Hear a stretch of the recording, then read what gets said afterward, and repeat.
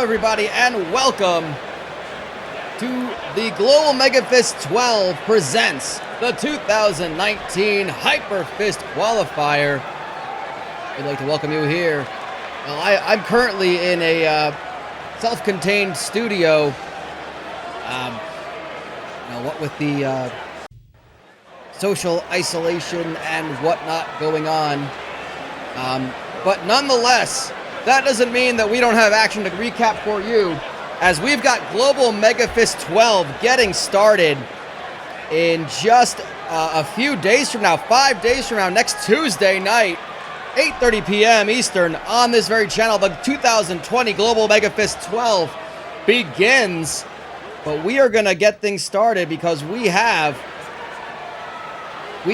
still have some 2019 matters to clean up. We have a HYPERFist tournament that took place in the end of 2019 to determine who the two newcomers will be to the Global MEGAFist 12 in each weight class. For those unfamiliar who may not have been with us on Tuesday when we recapped the first half of this tournament, here is how the HYPERFist works. It is 8 fighters competing in each weight class in a double elimination format, with 2 fighters from each division advancing to the Global MEGAFist 12 in 2020. The finals of the winners bracket, which we saw those fights all last time on Tuesday, that's for the first spot. If you lose in that final, you go to the second chance final and take on the survivor of the second chance bracket. Those are the fights that we are all building up to, those last chances for fighters to make it to the Global MEGAFist 12. And here's what we're looking at so far in the HYPERFist. This is what we saw in the heavyweight division. We saw handsome Jeff Perkins get the win. It took him 2 attempts. He and Grant Clado went to a draw and then went to a decision where Perkins got the win. So Clado awaits the winner of that little mini tournament at the bottom between Van Hart, Marty Sweats, Oshikai Kamake, and Hedonism Hank Langer. In the middleweight division, we look over and see that Ed Picayune, our vigilante investigative journalist, has made his way into the middleweight division of Global MEGAFist 12. The man he defeated, 3 Ezekiel, Subset Alpha, makes his way to that final on the lower level where he will face one of those 4 men in that second chance bracket. But we're going to kick things off with the lightweight division, as Deputy Snooter Magnum, pardon me, I don't think we're not going to kick off with that. We're going to kick off with the middleweight, I believe. But in the lightweight, we're going to recap that as well, as Deputy Snooter Magnum defeated Walter Birch, the disciplinarian, by decision to make his way in. And the bomb-sniffing man of the K9 unit has nothing to worry about. Walter Birch awaits one of those 4 men at the bottom. That is where we left off. Let's go ahead and get us right to our first set of fights. We're going to recap that little mini tournament at the bottom in our first weight class.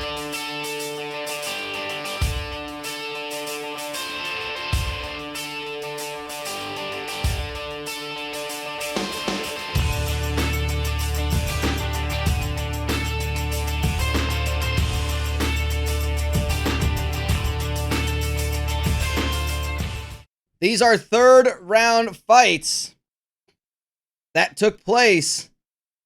There we go. Unsure what happened with our, got a little bit of audio issue for a second. We've been having audio issues with this. But we saw Robbie Cheadle, the impossible Robbie Cheadle, taking on Dr. Clark Messick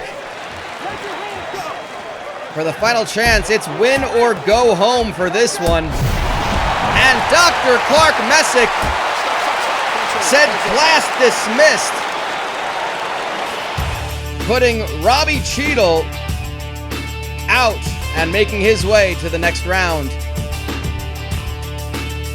The other side of it was Patricio Avenal, our highway patrolman with Hollywood aspirations, taking on Shakespearean anger management student Thaddeus Rose. And remember, these fights happened before they knew who their opponent might be. These fights happened prior to that finals between 3 Ezekiel and Picayune. So the winner of this awaits Dr. Clark Messick And we saw submission after submission, but Thaddeus Rose, as he did in his wins before, gets the submission victory.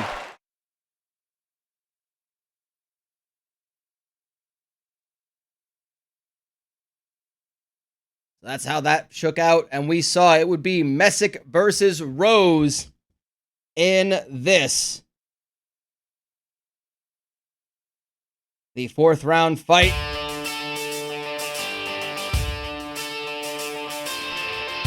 I kind of assumed there'd be some music for that bracket. My apologies again for that, but Messick and Rose, the winner awaits 3 Ezekiel subset alpha.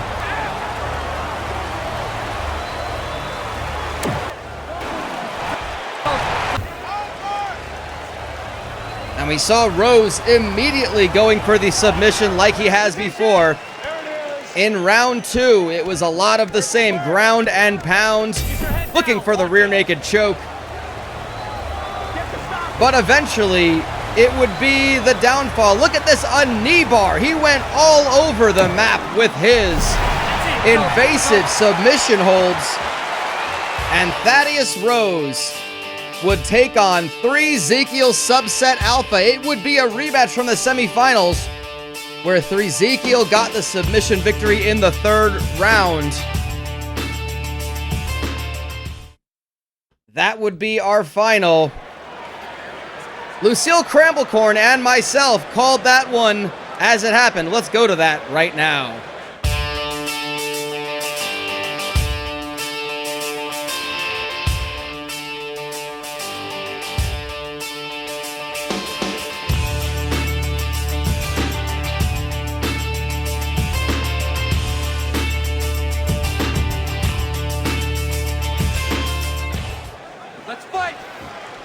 We've got a rematch here for a spot in the Global MEGAFist 12. Second chances all around. Thaddeus Rose lost by a 3rd round submission to 3 Ezekiel subset alpha in the semifinals. Since then, 3 Ezekiel lost by decision to Ed Picayune, but Rose got 2 quick submission victories, and there's a triangle choke already. Very quick and locked in from subset alpha, and these guys are trying. Oh, and there is the tap. Wow. It was so quick, 33 seconds. And that is, as far as I know, that's a record as far as the HYPERFist goes. 3 Ezekiel subset alpha tapping out. The Shakespearean anger management student, I suppose. It's almost like 3 Ezekiel knew exactly what Rose was going to do ahead of time and had a perfect game plan for it. I don't think anyone but 3 Ezekiel could have predicted that outcome any better. Well, that's what's interesting. Again, we talk about... Ladies and gentlemen, referee Josh Rosenthal has called a stop to this contest sort of thing. At 1 minute, Normally knows about his origins, but he claims he comes from the future. Declaring the winner by and well, he did seem to read the future in that sense, getting that win. What a victory. 3 Ezekiel subset alpha, a great addition to the middleweight Global MEGAFist 12.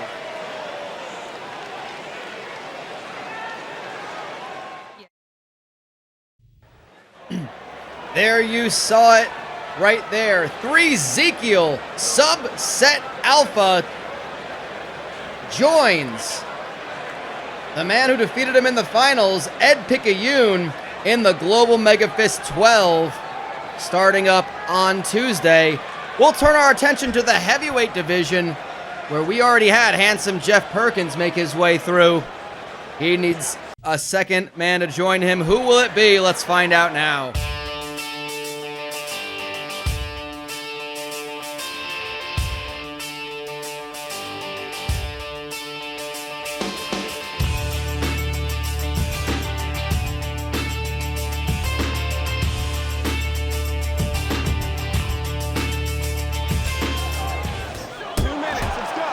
It started out with Meat Eater Marty Sweats taking on Van Hart, the man. Protein versus Welt Fitness. The two aspects of diet and fitness.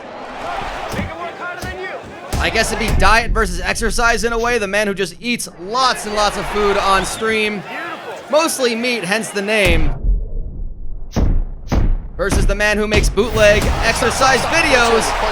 But there was no bootlegging. There were some meat hooks from Marty Sweats. He took out Van Hart via TKO and moves on one step closer. Oshakai Kamake and Hedonism Hank Langer, the thrill seeker versus the man who would rather see less thrilling things like the horrible tragedies he witnesses on a weekly basis, just in complete strange circumstances. But Langer was really putting it to him. They went the full distance in this one, folks, and it was Hedonism Hank. Not a smile to be found on his face, no thrills there. He moves on. We see Jeff Perkins. We'll move on to the Global MEGAFist 12. He will be joined by one of these three fighters, the winner of Plato and the man who moves on from this fight.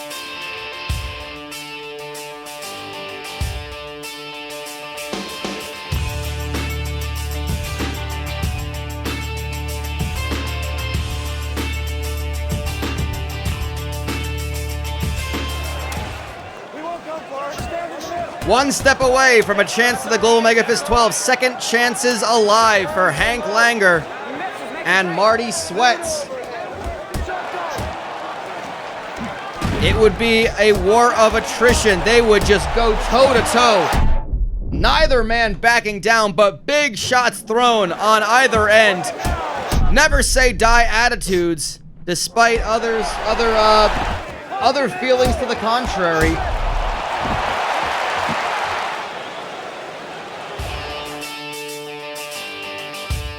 But it was ultimately Marty Sweats who moved on in a rematch. He was defeated by TKO to Grant Clado in the semifinals that sent him on this path. It's a second chance for both Clado and Sweats. We have the call as it happened.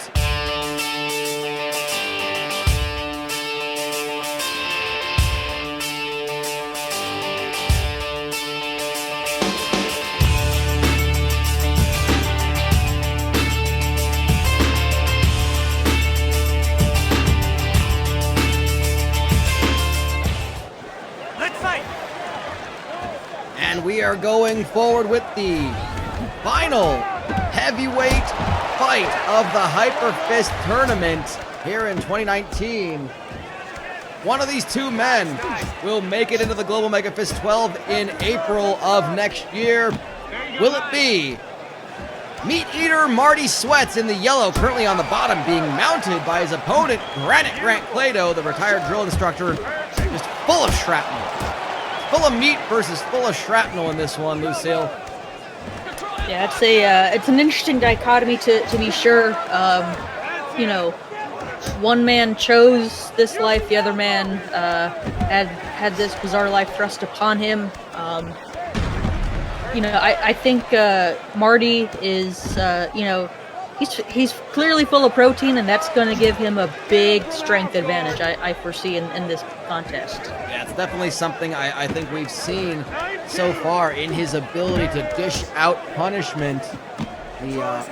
His road to this point, he got a TKO victory in just 76 seconds over Monty Niles. Then went on and faced Grant Clado, lost by TKO in the semifinals, but came back with a TKO victory over Van Hart in the second round, and he took Hedonism Hank Langer to a decision in the fourth round, whereas Clado got a big win over Oshakai Kamake and a win over a win over Marty Sweats. only to fall to handsome Jeff Perkins. And this is a case where Plato does not have the advantage of one fewer fight. He's gone into the 4th round because his fight with Perkins went to a draw, and they had to do it a second time. Yeah, it's something you don't typically see in a tournament setting, but you know, every once in a while, you have a bizarre outcome, and you know, a winner must advance. So you know, Perkins and Plato had to run it back in very short time, and you know, Plato just came up short on that one last time out. Yep. As we go to the end of the 1st round at about this moment, yeah, that is usually the in this setup for the HYPERFist, this double elimination style tournament.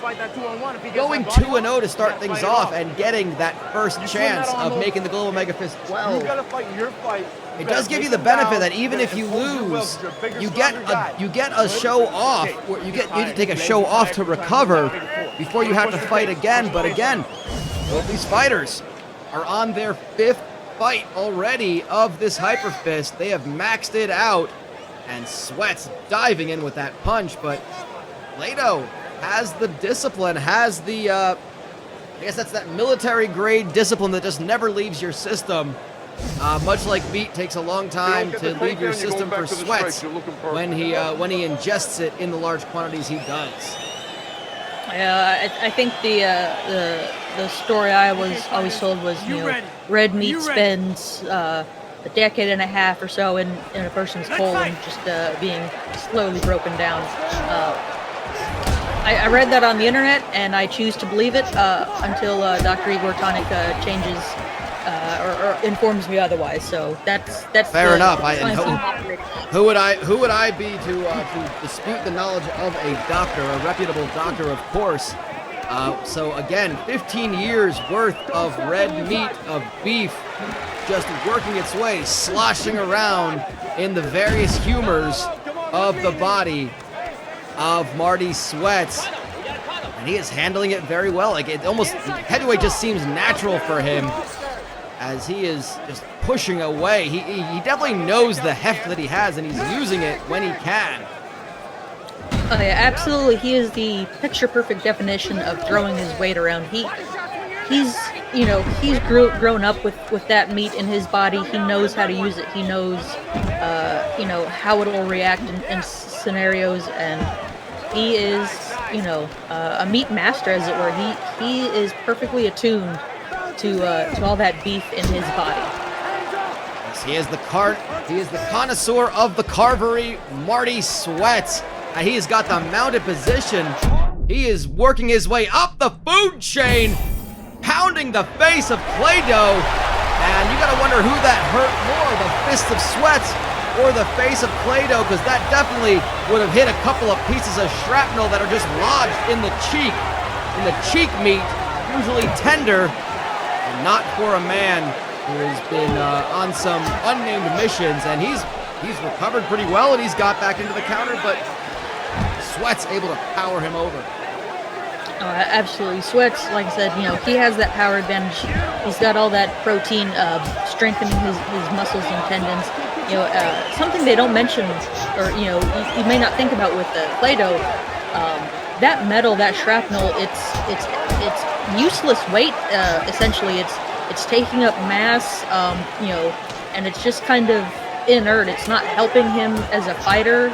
It's completely useless, and that's really, I think, going to be his downfall. Just it's so much weight to carry around that is not helping him fight. Again, that's kind of why, even though he's got a bit of a lean frame, it makes it feel natural that he's a heavyweight as we go to a 3rd round in this all-important fight. And that cut, we saw the punch that did that. It has closed up the eye. I think if we look closely enough, we might see some, any sort of jagged edges. They might have to file that, not just work on that cut, but file down any jagged edges of shrapnel that might be protruding. I don't know if any sort of sanctioning body or commission would have a ruling on that. But then again, that's why we work here in Branson, Missouri, at the Nougaty Center. Yeah, I think in a lot of times, especially in Missouri, they'll just find a piece of foam or rubber to kind of cap the end of any jagged metal or bone kind of sticking out, and just send the fighter out for the next round. So hopefully that can get taken care of for Plato. Fair enough. I think we definitely saw one member of his corner kind of searching around the cage side to find just some sort of piece of trash. He was rooting through a garbage can to just find something to kind of put on there like a little shrapnel hat. But anyway, yeah, I mean, if you gotta look maybe for an end of a hot dog or something, that'll work in a pinch. No doubt about that. Well, and again, that might distract someone like Marty Sweats, who will see that hot dog and maybe just go for it like a target, but not the kind of target we would expect. We've got about 2 minutes to go in this fight. And what an exhausting HYPERFist tournament for these two competitors. It has been. Sweats, all but, I believe, three out of his 5 fights have gone to all 3 rounds. Meanwhile, Plato, well, he had 2 decisions under his belt already, and he's in the 3rd round for the 4th time out of 5 fights. So we've seen whoever goes on, they can go the distance and in fact go for speed. But they've got that stamina, they've got that ability to endure the punishment that they take, because these two have been dishing out punishment to one another throughout this whole fight. Oh, absolutely. Both men are battered. They're beaten. They're bloody. Sweats is not looking as bad, at least in terms of, compared to Plato's eye almost swelling shut. But this is gonna be a tough fight for the judges if it goes that route, which no one's really had huge moments. It's kind of momentum has swung back and forth throughout this entire contest. You're absolutely right with that one. I think we're getting close to about 30, 35. Yeah, we're down to 30 seconds to go. As I look down at my monitor for this one, and I can't even tell you who I'd call this one in favor of. This has just been back and forth. I mean, if we had a draw, they would, I had to imagine they'd have to go and fight 3 more rounds. That might have just been what did it for Clado. I don't know, if everything else, that might have taken the round. That uppercut just seemed to hurt Sweats, but he's enduring, he's holding on for dear life. 5 seconds to go. Yeah, that might have won that for Clado.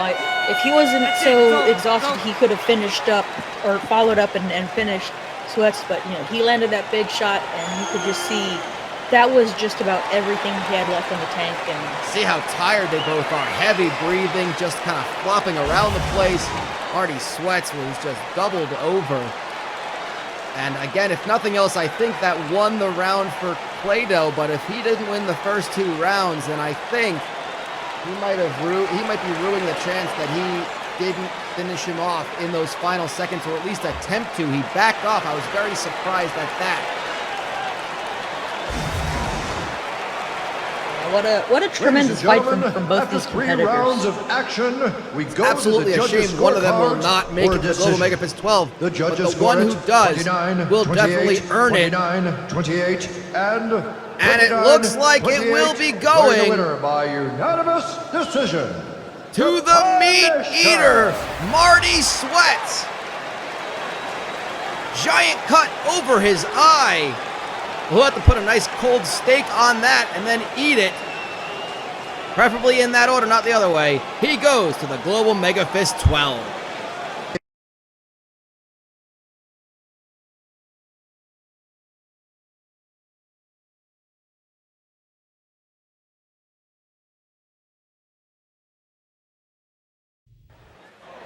Yes, there you have it. Meat eater Marty Sweats joins handsome Jeff Perkins in the Global MEGAFist 12. And man, there's a lot of potential matchups. I'd like to see those 2 guys fight from last year's tournament.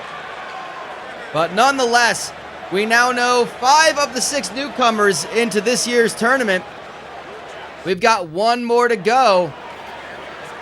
It's the lightweight division. It was such an exciting division last. It was such an exciting division last time that we are going back with it. And let's just go right to it right now.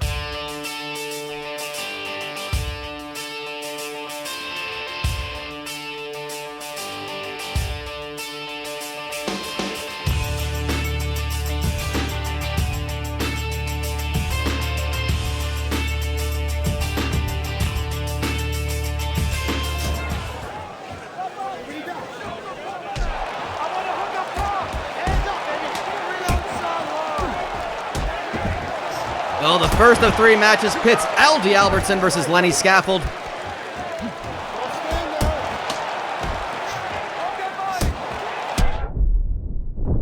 And Albertson got on him early in the second round. Put the hurt on him, knocked him down, almost put the finish on. And he knocked out Scaffold. No fear of heights, just fear of gaining consciousness. Aldi Albertson, the rogue grocery store owner, moves on. Who would he face in the 4th round? Would it be radio show host Yikes McDonald? Or would it be Neil Peppercorn, the disgruntled waiter?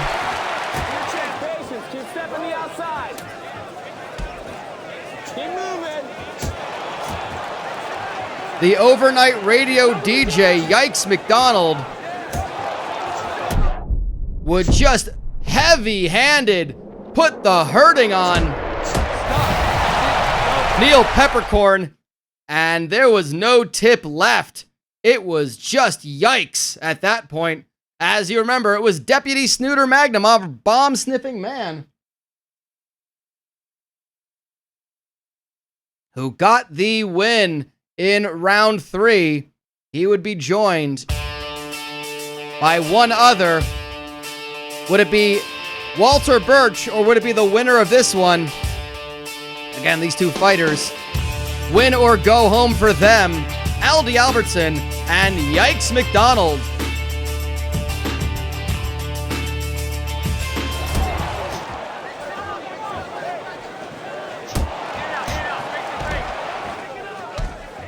And this one started off in a big way. Heavy hands, heavy fists, heavy feet. Yikes struck first and went to put the kill in, but good defense from Albertson. He went for the choke, but it was Albertson who reversed it into a triangle, an arm triangle of his own. And it was enough to put out the DJ. So Aldi Albertson, coming back after a 1st round loss to win 3 straight, he meets up with Walter Birch in that fight to decide the other lightweight that makes the final tournament. Would it be Aldi Albertson, or would it be Walter the Yardstick Birch? Lucille Cramblecorn and myself, Derek Osceola, had the call for that one.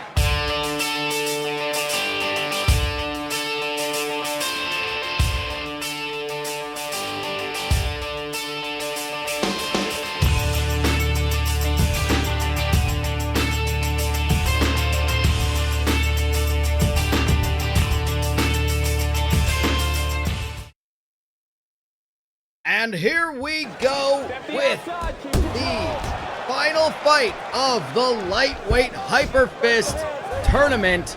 Second chances for both of these fighters. Aldi Albertson lost in the 1st round to Deputy Snooter Magnum, who was the first to qualify to the Global MEGAFist 12. He then went back and won 3 fights straight, and he gets a tough customer in Walter Birch, who his last fight was a loss to Magnum as well. These guys are going right for the jugular right away. Absolutely. There's nothing left, to leave in the cage. They've got to make an impressive performance and hopefully get a quick finish to really cement their status as they look ahead to Global MEGAFist 12 season 2020. Yeah, it's got to be so agonizing to know that you are so close from missing out after all that work. You will have to wait to qualify again in the year 2020 for the following tournament, but there is a big chance awaiting the winner of this fight, and Walter Birch has come so close. He lost via decision to Deputy Snooter Magnum. He wants to make up for that. His wins prior to that, as a habit of TKO wins in very quick succession. And just about under a minute to go. And he gets caught in a submission, a Kimura attempt by Albertson. Let's see his submission defense with this arm lock.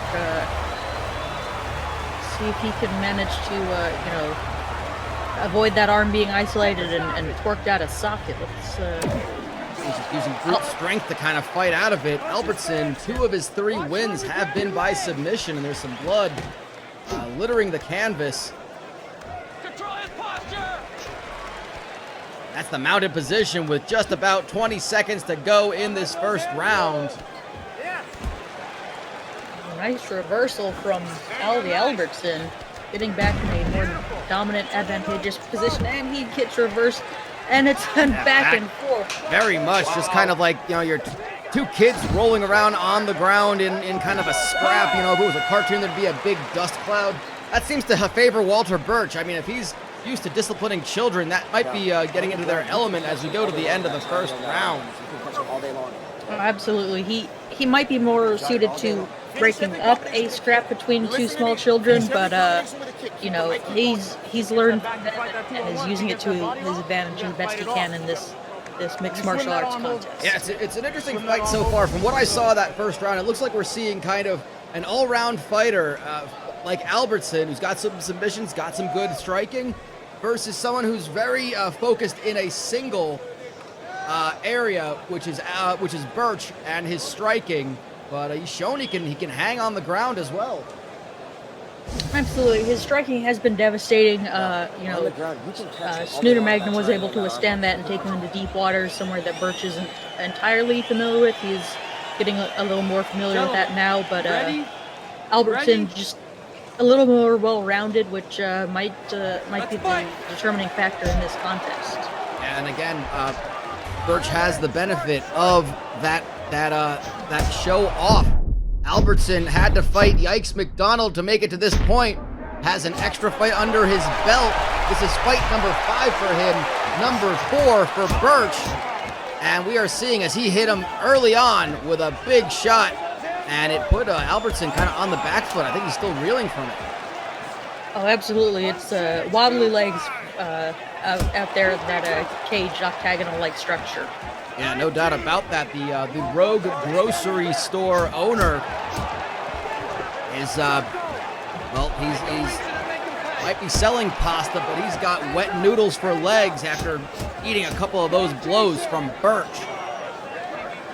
Yeah, that step and knee he landed, though, it's really good. He's shown his skills on the ground, so I think Birch wasn't sure if he was looking for a clinch or a takedown, but if Albertson can land some more of those step-in knees, they're gonna really tear up Birch's midsection. Yeah, he's a smart fighter, and since it has just recently been the holiday season, I think that's a factor. People in grocery stores get a little crazy that they tend to, he might be used to weathering that sort of chaos. And we're seeing some really good knees. A very strong clinch up against the cage by the powerhouse Birch. He carries that 155 very well. He's got a lot of heft to him. Oh, absolutely. A lot of power in that compact frame for Walter Birch. But as you said, Albertson, I'm sure he's seen some things that will make a normal person blanch with terror as the holiday season comes and goes, and people lose their minds for turkeys and hams. And I mean, Supermarket Sweep was kind of a documentary in a sense that people will go crazy for a 20-pound ham, and they will attack Oh my God! God. Well, he fell like a 20-pound ham off the shelf. Walter Birch, out of nowhere, a knockout victory, and he is going to the Global MEGAFist 12. And that, I think, woke up, that shocked the both of us.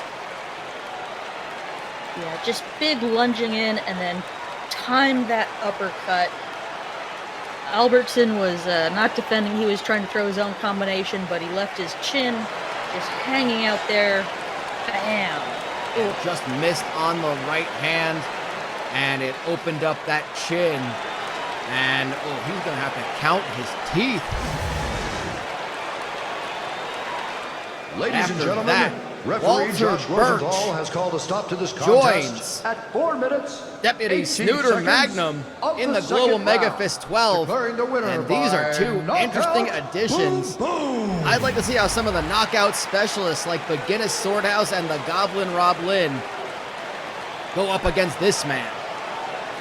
Oh, those are going to be some big-time firefights in the upcoming season of Global MEGAFist 12. I can't wait for the next season to start up. There you have it. That is how the Global MEGAFist 12 will shape out. Walter Birch and Deputy Snooter Magnum join the lightweight tournament. Joining the middleweight tournament, Ed Picayune and Ezekiel Subset Alpha, and Handsome Jeff Perkins and Meat Eater Marty Sweats join the heavyweight division. It all starts on Tuesday of next week with the first of 5 group stage fights as we get ever closer to crowning our 2020 Global MEGAFist 12 champions. We hope to see you there next week. I'll be there with Lucille Cramblecorn. We'll probably be at least 6 feet apart from one another, as is customary these days. Please stay safe, take care of yourselves, and we hope to see you here next week for more Global MEGAFist 12 action.